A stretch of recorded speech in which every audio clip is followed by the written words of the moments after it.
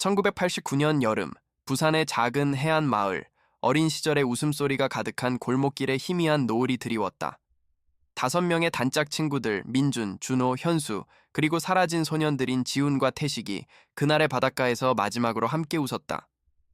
해질녘, 낡은 방파제에 앉아 미래의 꿈을 이야기하던 그들의 모습은 한 폭의 그림 같았지만 곧 짙은 안개처럼 사라질 운명이었다. 그날 밤 불꽃놀이를 보러 가자며 떠났던 지훈과 태식은 돌아오지 않았고 그들의 흔적은 바닷가 모래사장 위 발자국처럼 서서히 지워졌다. 그 이후로 34년의 세월이 흐르는 동안 그날의 진실은 누구도 감히 입에 담지 못하는 마을의 금기가 되었다. 그 의자들은 지훈과 태식의 자리였다. 민주는 조용히 잔을 들고 말했다. 오늘은 이 자리에 없는 우리 친구들을 위해 건배합시다. 그의 말에 몇몇 친구들은 고개를 숙였고 몇몇은 불편한 표정을 지었다.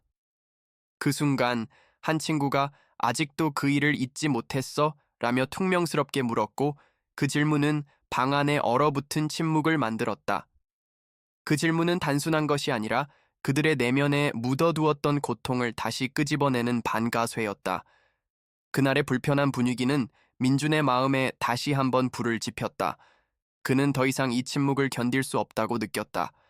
모두가 덮어두고 싶어하는 진실, 그 끔찍한 날의 비밀을 파헤쳐야 한다는 강렬한 충동이 그를 사로잡았다. 그들의 사라짐은 마을에 깊은 상처를 남겼고 남겨진 친구들인 민준, 준호, 현수에게는 씻을 수 없는 죄책감과 슬픔을 안겨주었다. 민준은 매년 그날이 오면 바다를 바라보며 그들을 그리워했다. 준호는 기억을 묻어두려 성공에만 매달렸고 현수는 아예 고향을 떠나버렸다. 세월이 흘러 그들은 각자 다른 삶을 살게 되었지만 마음속에는 늘 그날의 그림자가 드리워져 있었다. 그들은 성공한 사업가, 존경받는 의사, 그리고 대학 교수가 되었지만 내면의 공허함은 채워지지 않았다. 이 3명의 남자에게 1989년의 그날은 단순한 추억이 아니라 현재를 옥죄는 무거운 족쇄와 같았다. 23년이 흐른 뒤 그들은 중학교 동창회에서 재회했다. 화기애애한 분위기 속에서 옛 추억을 나누던 친구들 사이로 민주는 텅 빈 의자 2개를 바라보며 침묵했다. 동창회 이후 민주는 준호와 현수에게 연락해 그날 밤의 이야기를 다시 꺼내자고 제안했다. 준호는 이제 와서 뭘 어떻게 하겠다고? 라며 반대했고 현수는 괜히 긁어부스럼 만들지 말자며 거절했다. 하지만 민준의 눈빛에는 확고한 결의가 담겨 있었다. 그는 이미 과거의 고통을 직시할 준비가 되어 있었고 그들을 설득하기 위해 모든 것을 걸었다. 민준은 준호와 현수를 따로 만났다. 한적한 카페에서 그는 자신의 죄책감을 토해냈다. 그날 우리가 그들을 따라가지 않았다면, 아니, 적어도 더 찾아봤어야 했어. 경찰이 수사를 중단했을 때 우리가 포기하지 않았어야 했어. 준호는 그때 우린 그냥 애들이었잖아. 뭘 할 수 있었겠어? 라고 반박했지만 그의 목소리에는 흔들림이 있었다. 현수는 조용히 커피잔만 응시했다. 그들은 성공이라는 가면 뒤에 숨겨온 공허함을 서로에게서 보았다. 민준의 진심은 그들의 굳게 닫힌 마음의 문을 조금씩 열기 시작했고 그날의 기억을 꺼내 들게 만들었다. 그날 밤 민준은 옛 집을 찾아갔다. 낡은 창고를 뒤지던 중 그는 1989년 당시 그들이 주고받던 일기장을 발견했다. 먼지가 쌓인 일기장 속에는 지훈과 태식의 글씨가 선명하게 남아 있었다. 특히 지훈의 일기장 마지막 페이지에는 찢긴 종이 한 장과 함께 알 수 없는 기호와 숫자가 적혀 있었다. 그것은 마치 암호처럼 보였지만 민준의 직감은 그것이 단순한 장난이 아님을 말해주었다. 그는 그 쪽지를 꺼내들고 조심스럽게 살펴보았다. 이 작은 종이 한 장이 23년간 숨겨져 온 진실의 실마리가 될 수 있다는 생각에 그의 심장이 거세게 뛰었다. 다음 날 민주는 그 일기장과 쪽지를 들고 준호와 현수를 찾아갔다. 처음에는 회의적인 태도를 보이던 두 친구는 지훈의 필체를 확인하고 충격에 빠졌다. 그들은 쪽지에 적힌 암호를 함께 풀어보려 노력했지만 아무런 의미도 찾을 수 없었다. 그때 현수가 쪽지에 적힌 숫자들이 오래전 부산의 전화번호부와 관련이 있을지도 모른다고 추측했다. 그들의 눈빛에는 다시금 희망과 함께 두려움이 교차했다. 그들은 이 작은 단서가 거대한 미로의 시작일 수 있다는 것을 직감했다. 23년 만의 재회는 그들을 과거의 문턱으로 다시 이끌었다. 그들이 손에 쥔 것은 단순한 쪽지가 아니었다. 그것은 사라진 친구들이 남긴 마지막 외침이었다. 준호는 아버지의 서재에서 1980년대 발행된 오래된 부산 전화번호부를 찾아냈고, 현수는 쪽지의 기호가 특정 지역의 우편 번호임을 알아냈다. 그들은 암호를 해독해 나갔고 마침내 하나의 주소를 찾아냈다. 그 주소는 놀랍게도 그들이 어린 시절 자주 놀러 가던 버려진 창고의 위치였다. 그들은 그 창고로 향하며 희망과 동시에 알 수 없는 불안감을 느꼈다. 어쩌면 그들이 찾고 있는 답은 그곳에 있을지도 몰랐다. 그들이 창고에 도착했을 때 낡고 텅 빈 공간은 그들을 1989년의 여름으로 되돌려 놓았다. 그들은 바닥에 깔린 먼지를 뚫고 벽에 새겨진 그들의 낙서를 발견했다. 그 순간 민주는 벽 뒤에 숨겨진 작은 상자를 발견했다. 그 상자 안에는 지훈의 부서진 카메라와 함께 낡은 필름이 들어있었다. 필름은 습기로 인해 손상되었지만 전문가에게 맡기면 복원 가능성이 있었다. 그들은 필름을 조심스럽게 꺼내 들었고 그것이 23년간 봉인되어 있던 진실의 조각이라는 것을 직감했다. 그들의 심장은 기대와 긴장으로 마구 뛰었다. 필름 복원을 위해 민주는 지인의 도움을 받아 한 전문가를 찾아갔다. 전문가는 필름의 상태를 보고 난색을 표했지만 민준의 간절한 눈빛을 보고 복원을 시도하기로 했다. 며칠 후 복원된 사진이 민준에게 전달되었다. 사진 속에는 지훈과 태식이 불꽃놀이를 보며 즐거워하는 모습이 담겨 있었다. 하지만 마지막 사진은 충격적이었다. 그들의 뒤편에 서 있는 인물의 흐릿한 모습이 보였다. 그 인물은 교복을 입고 있었는데 얼굴은 알아볼 수 없었지만 그가 들고 있는 것은 불꽃놀이용 폭죽이 아닌 알 수 없는 기구였다. 그 사진은 그들의 단순한 실종이 아닌 어떤 사건의 시작이었음을 암시했다. 사진을 본 준호와 현수는 경악했다. 그들은 자신들의 기억을 더듬기 시작했다. 당시의 모든 친구들을 떠올리며 그날 밤 불꽃놀이에 함께 있었던 친구들의 이름을 하나씩 되뇌었다. 민주는 사진 속 인물이 들고 있는 기구가 무엇인지 알아내기 위해 당시의 학교 기록을 뒤지기 시작했다. 그들은 진실에 다가갈수록 그들의 주변에 숨겨진 비밀들이 하나둘씩 드러나기 시작했다. 그들이 성공이라는 미명하에 묻어두려 했던 과거가 이제는 그들을 집요하게 파고들고 있었다. 그들은 당시 사건을 담당했던 은퇴한 형사를 찾아갔다. 노인이 된 형사는 그들을 보자마자 반가워하면서도 동시에 슬픈 눈빛을 보였다. 형사는 사건이 당시 지역 유지들의 압력으로 인해 조기에 종결되었다고 털어놓았다. 그들의 증언과 단서들이 무시되었고 사건은 단순한 실종으로 처리되었다. 형사는 자신이 가진 유일한 단서라며 낡은 수첩 하나를 건넸다. 그 수첩에는 사건과 관련된 증언들이 빼곡하게 적혀 있었다. 형사는 내가 못다한 일을 자네들이 꼭 밝혀주게나 라고 말하며 눈물을 글썽겼다. 수첩을 통해 그들은 놀라운 사실을 알게 되었다.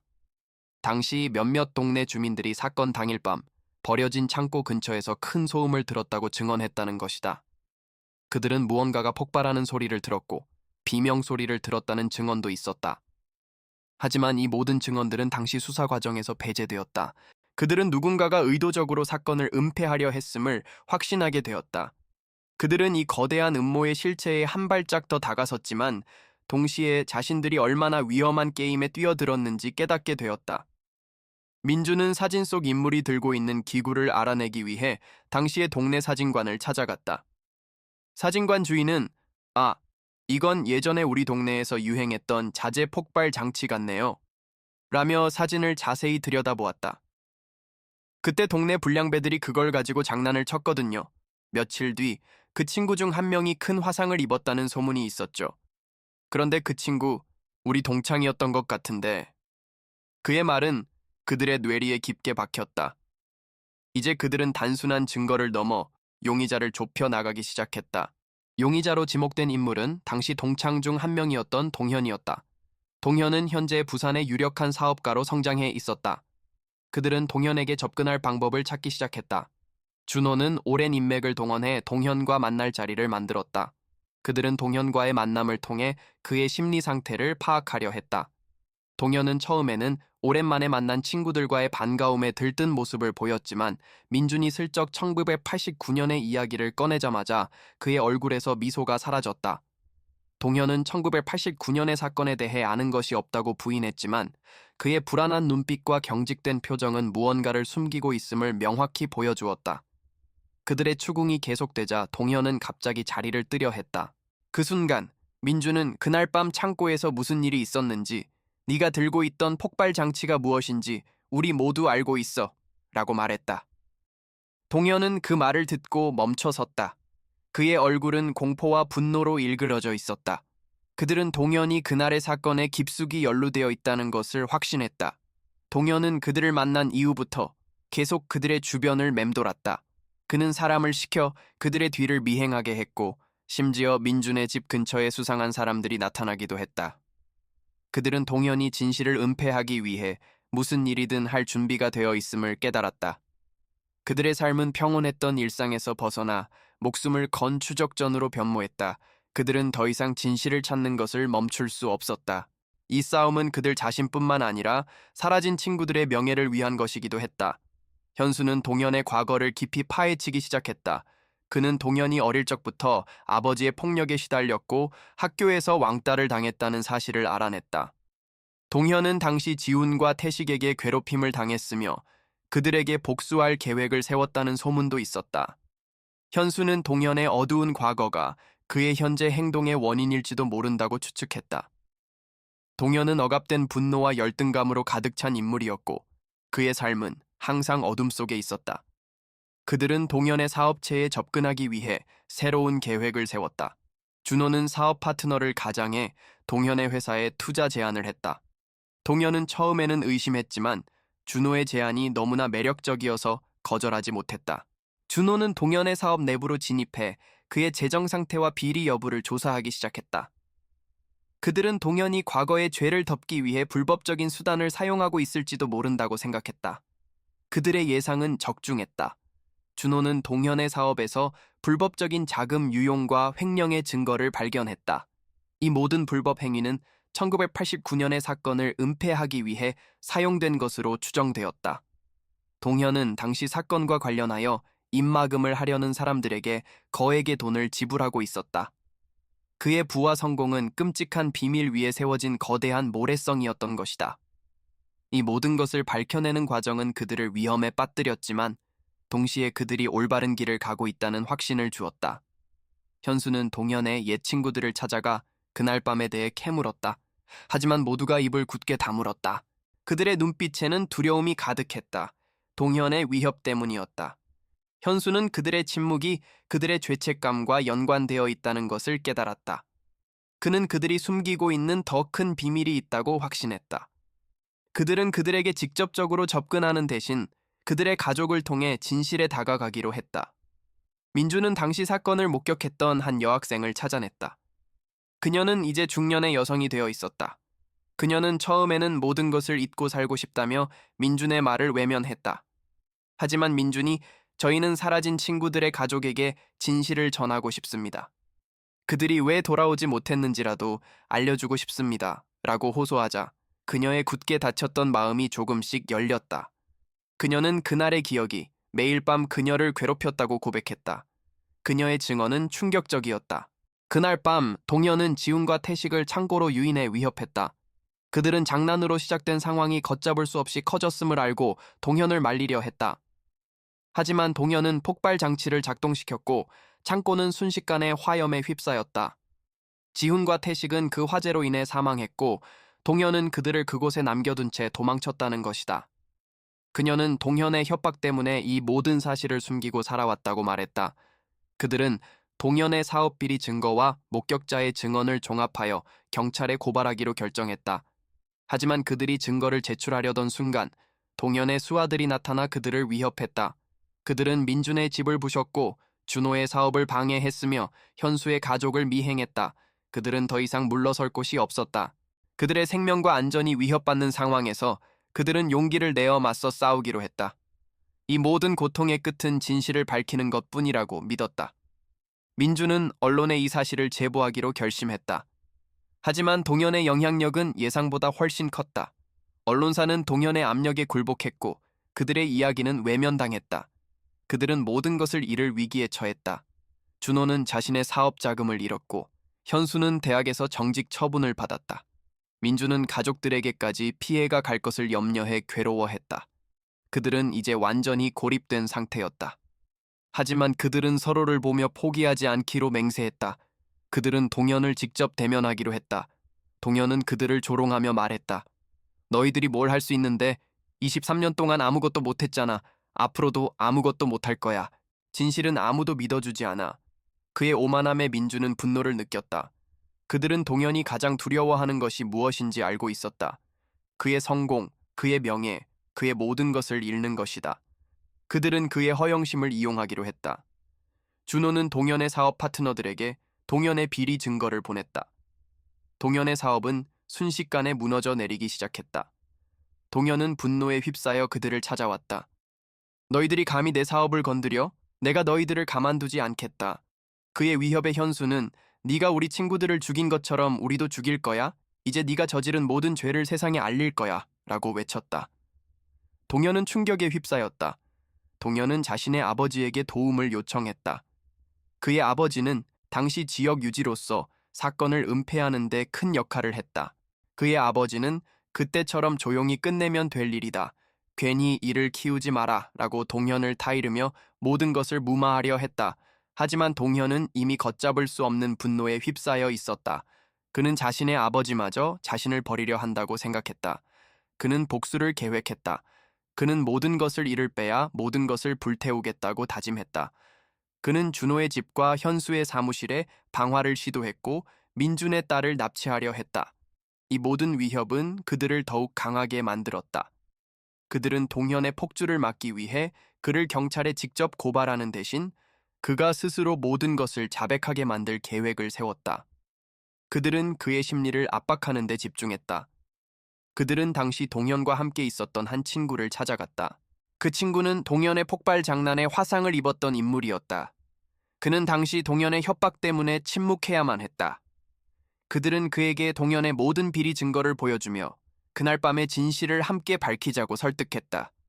처음에는 망설이던 그는 결국 용기를 내어 그들과 함께하기로 했다. 그는 동현의 아버지가 자신의 치료비를 대주는 대가로 입을 다물었다는 사실을 털어놓았다. 모든 증거가 모였지만 그들에게는 동현의 직접적인 자백이 필요했다. 그들은 동현에게 연락해 네가 23년 전에 그랬던 것처럼 이제 네가 가진 모든 것을 불태우려고 해. 네 아버지와 네가 쌓아온 모든 것을 우리가 폭로할 거야 라고 말했다. 동현은 그들의 협박에 굴복하는 듯 보였지만 그는 오히려 그들의 숨겨진 비밀을 찾아내려 했다. 그는 그들이 숨기고 있는 약점을 파고들었다. 동현은 민준의 과거를 조사하기 시작했다. 그는 민준이 어린 시절 지훈과 태식이 사라지기 직전 마지막으로 다투었다는 사실을 알아냈다. 민준은 지훈과 태식이 다른 친구들과 어울리는 것을 질투했고 그날 밤 혼자 돌아오도록 종용했다. 이 사실은 민준의 마음속에 가장 깊이 숨겨진 죄책감이었다. 동현은 이 사실을 이용해 민준을 협박했다. 동현은 민준에게 네가 지훈과 태식의 죽음에 책임이 있다는 사실을 세상에 폭로할 거야. 너의 가족도 네가 숨겨온 죄를 알게 될 거야 라고 말했다. 민준은 충격에 휩싸였다. 그는 23년 동안 그날의 죄책감을 혼자 감당해왔다. 준호와 현수도 이 사실을 알게 되었고 그들은 민준에게 분노와 배신감을 느꼈다. 그들의 관계는 다시 한번 시험에 들게 되었다. 민준은 준호와 현수에게 모든 것을 털어놓았다. 그는 내가 그들에게 돌아오라고 말했어. 하지만 그들은 내 말을 듣지 않았고 그 후로 그들을 다시 보지 못했어 라고 고백했다. 준호는 네가 그 사실을 23년 동안 숨겼다고? 그래서 그렇게 죄책감에 시달린 거였어? 라며 소리쳤다. 현수는 그저 침묵했다. 그들의 오랜 우정은 금이 가기 시작했다. 그들은 더 이상 함께 진실을 파헤치는 동지가 아니라 서로를 의심하는 처지에 놓이게 되었다. 그들은 동현의 계획대로 서로를 향한 의심과 분노로 갈라지기 시작했다. 동현은 그들의 분열을 즐기며 말했다. 봐, 너희들은 결국 진실 앞에서 무너질 수밖에 없어. 진실은 너희를 자유롭게 하는 게 아니라 더 큰 고통을 안겨줄 뿐이야. 그의 조롱은 그들의 마음에 깊은 상처를 남겼다. 하지만 그들은 동현이 원하는 대로 되지 않기로 결심했다. 그들은 다시 한번 마음을 다잡고 서로에게 손을 내밀었다. 그들의 우정은 진실보다 더 강하다는 것을 증명하기 위해 그들은 동현에게 마지막으로 전화했다. 너의 모든 죄를 우리에게 자백하고 우리 친구들의 영혼을 편히 쉬게 해줘. 그러면 우리가 너의 비밀을 영원히 묻어줄게. 동현은 그들의 제안을 비웃으며 거절했다. 그는 그들이 자신을 체포할 증거가 없다고 생각했다. 하지만 그들은 이미 모든 것을 준비해 놓은 상태였다. 그들의 마지막 한 수가 동현의 운명을 결정하게 될 것이었다. 이 순간 이 이야기는 클라이맥스를 향해 달려갑니다. 다음 블록에서 이 모든 미스터리가 어떻게 풀릴지, 그리고 주인공들이 어떤 선택을 하게 될지 지켜봐 주세요. 여러분의 예상은 무엇인가요? 댓글로 여러분의 추측을 남겨주세요. 좋아요와 구독, 알림 설정으로 이 드라마틱한 결말을 놓치지 마세요. 그들은 동현에게 마지막으로 전화했다. 마지막으로 너의 죄를 인정할 기회를 주지. 지훈이와 태식이 사라진 곳, 그 창고 앞에서 모든 것을 얘기해. 동현은 그들의 제안이 함정임을 알았지만 23년 동안 억눌러왔던 분노와 광기가 그를 이끌었다. 그는 자신의 죄를 정당화하기 위해 그들과의 마지막 대면을 선택했다. 그는 혼자였다. 아니, 그의 그림자가 그를 따라오고 있었다. 그는 더 이상 자신의 그림자에서 벗어날 수 없었다. 그의 얼굴에는 불안함과 동시에 해방에 대한 갈망이 뒤섞여 있었다. 그는 그들이 원하는 대로 진실을 말하고 싶어 했지만 동시에 자신의 모든 것을 지키고 싶었다. 밤이 깊어진 창고 앞, 세 친구와 동현이 마주 섰다. 달빛은 낡은 창고를 비추었고 그들의 그림자는 길게 늘어졌다. 민주는 왜 그랬어, 동현아? 왜 우리 친구들을 죽였어? 라고 물었다. 동현은 비웃으며 죽였다고? 그건 사고였어. 내가 장난으로 폭죽을 터뜨렸는데 불이 창고에 옮겨 붙은 거야. 지훈과 태식은 불길 속에서 비명을 질렀고 나는 겁에 질려 도망쳤을 뿐이야 라고 말했다. 그의 목소리에는 죄책감과 동시에 자신의 행동을 합리화하려는 처절함이 담겨 있었다. 그 순간 동현은 민준의 숨겨진 죄책감을 이용하기 시작했다. 그리고 너희들도 책임이 없다고 생각해? 민준, 네가 지훈이에게 먼저 싸움을 걸었잖아. 네가 그날 밤 혼자 오라고 말하지 않았다면 그들은 살아 있었을지도 몰라. 동현의 말은 비수처럼 민준의 가슴을 찔렀다. 민준은 고통스러운 표정으로 주저앉았다. 준호와 현수는 동현의 말에 동요하며 민준을 의심스러운 눈빛으로 바라보았다. 동현은 그들의 분열을 즐기며 미소를 지었다. 그의 악마적인 미소는 그들의 우정을 산산조각 내고 있었다. 하지만 그때 현수가 민준의 어깨를 잡고 말했다. 민준아, 네가 그날 무슨 말을 했든 그건 내 잘못이 아니야. 지훈이와 태식을 죽인 건 너가 아니라 동현이야. 동현이의 탐욕과 두려움이 그들을 죽게 한 거야. 현수의 말에 준호도 고개를 끄덕였다. 그들은 동현의 분열 계획에 넘어가지 않기로 결심했다. 그들의 우정은 23년의 세월과 고통을 이겨낼 만큼 굳건했다. 그들은 함께 동현을 바라보며 말했다. 네가 감추려 했던 모든 것, 이제 세상이 알게 될 거야. 동현은 그들의 굳건한 우정에 놀랐다. 그의 얼굴에서 오만한 미소가 사라지고 광기만이 남았다. 그는 나를 몰아붙이지 마. 내가 모든 것을 잃을 빼는 너희들도 함께 지옥에 갈 거야 라고 외치며 주머니에서 칼을 꺼내 들었다. 그는 준호에게 달려들었다. 준호는 그의 공격을 막아섰고 두 사람은 몸싸움을 벌였다. 그 순간 동현의 손에 들린 칼이 번쩍였다. 준호는 칼을 피하려 했지만 그의 팔에 깊은 상처가 남았다. 피가 뚝뚝 떨어지는 것을 보며 그들의 눈빛은 공포와 분노로 가득 찼다. 그때 민주는 동현의 뒤로 돌아가 그를 제압했다. 동현은 발버둥치며 놓으라고! 놔! 내가 뭘 잘못했어? 나는 잘못 없어!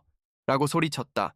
그의 외침은 23년 동안 그가 스스로에게 해왔던 자기 합리화였다. 현수는 경찰에 신고 전화를 했다. 여기 1989년 부산 실종 사건의 범인이 있습니다. 지금 그 창고 앞이에요. 그의 목소리는 떨렸지만 확고했다. 그들은 동현의 손목을 단단히 잡고 그가 도망치지 못하게 했다. 경찰차가 도착하고 동현은 수갑을 찬 채 경찰차에 올랐다. 그는 경찰차 창문 너머로 그들을 노려보았다. 그의 눈빛에는 증오와 동시에 알 수 없는 슬픔이 담겨 있었다. 그는 이제 모든 것을 잃었다. 성공과 명예, 그리고 자유까지. 그들이 찾던 진실은 결국 끔찍한 결말을 낳았지만 그들은 후회하지 않았다. 그들은 사라진 친구들에게 최소한의 정의를 선물했다. 그들은 23년의 기다림 끝에 진실과 마주한 순간이었다.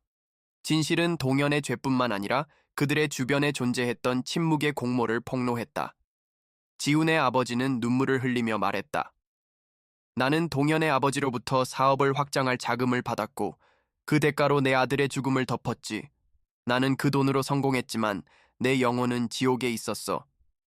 그의 고백은 그들의 마음에 또 다른 깊은 상처를 남겼다. 그들은 자신들이 그토록 믿었던 어른들의 배신에 허탈함을 느꼈다. 그들이 찾던 정의는 단순한 복수가 아니라 그들 내면의 상처를 치유하는 과정이었음을 깨달았다.